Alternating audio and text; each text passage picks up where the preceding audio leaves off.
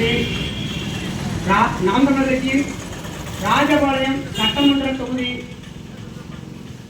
உட்பட்ட புத்தூர் ஊராட்சிகளை முன்னெடுக்கும்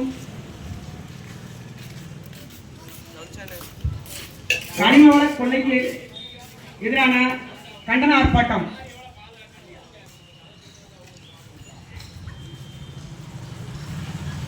நம்ம புத்தூர் மலை எல்லாருக்கும் தெரியும். எவ்வளவு ஒரு அரிதிலும் அரிதான வரலாற்று சுவடுகள் பதிந்தது அப்படிங்கிறது என்னை விட என் மூத்தவர்கள், என் தாய் தகப்பன் வயது ஒத்த பெரியவங்களுக்கு நன்றாகவே தெரியும். எவ்வளவு வழி ஒரு என்ன சொல்ல ஒரு நம்மளாம் இனிமேட்டு போய் அந்த சூழலாம் எவ்வளவுதான் நீங்க காசு கொடுத்து வாங்கினாலும் பெரிய பொக்கிஷங்கள் நகையாவோ ஏதோ வாங்கி வச்சா கூட அது வரலாறு அமையாது, சுவடுகளா ஆக்க முடியாது. ஆனா இது இயற்கை கொடையாக அமைந்தது. நமக்கு எத்தனை குகைகள் இருக்கு, எப்படிப்பட்ட முனிவர்கள் வாழ்ந்த காலம், அதை நம்ம எப்படி நமக்கு பெரியவங்க நமக்கு கடத்தி கொடுத்துருக்காங்க, ஒரு மன அமைதிக்கான இடமா அதை நமக்கு கொடுத்துருக்காங்க. அதை நம்ம பிள்ளைகளுக்கு நம்ம எப்படி கடத்தி விடணும், கடத்தி அந்த பிள்ளைகளுக்கு கொடுக்கணும் அப்படிங்கிற உணர்வு ஒருத்தவங்களுக்கு இருக்கணும். ஆனா அங்க இருக்குதா?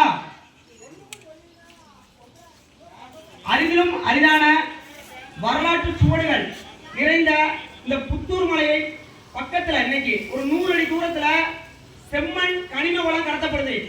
சரியா ஒரு 3-4 மாதங்களுக்கு முன்பாக எனக்கு கிடைத்த செய்தி. நாங்க இதே கூட்டத்தை ஒரு கட்சியோட கொள்கை விளக்க பெருமை கூட்டத்தை பக்கத்துல போட்டிருக்கும் போது இதை எத்திருக்கோம். அன்னைக்கு எங்களுக்கு கிடைச்ச தகவல் பட்டா இடம் அப்படின்னாங்க.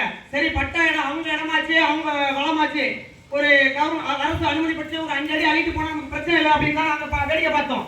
ஆனா அன்னைக்கே எச்சரிச்சோம்.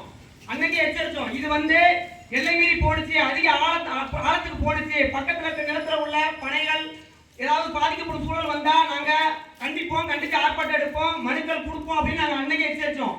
அன்னைக்கு நாங்க போட்ட ஒரு புகாரின் அடிப்படையில் எங்களுக்கு கிடைத்த பதில் என்னன்னா, நாங்களா எதையும் கிரியேட் பண்ணல, எங்களுக்கு கிடைத்த இந்த அரசு ஊழியர்களால் கொடுக்கப்பட்ட பதில் என்னன்னா அப்படின்னா, வட்டாட்சியர்களால் நமக்கு கொடுக்கப்பட்ட பதில் நல்லா உள்வாங்கணும். பெரியவங்க இங்க இருக்கிறவங்க இதுல இங்க நிக்கிற பசங்களுக்கான எந்த ஒரு ஆதாரத்துக்கான போராட்டம் கிடையாது. நம்ம எல்லாருக்குமான ஆதாரம் இங்க இருக்க 5-6 பேர் தொடங்கி அப்படியே ஒரு 50 பேரோட முடிஞ்சிட போற போராட்டம் கிடையாது. நாளைக்கு ஒரு நாள் அறிவிக்கும் போது இங்கக்குள்ள 500 பேர் கூடக்கூடிய சூழல் வரணும். அதை கருத்தியில உண்டாக்குறதுக்கு தான் இதுல உள்ள உண்மைகளை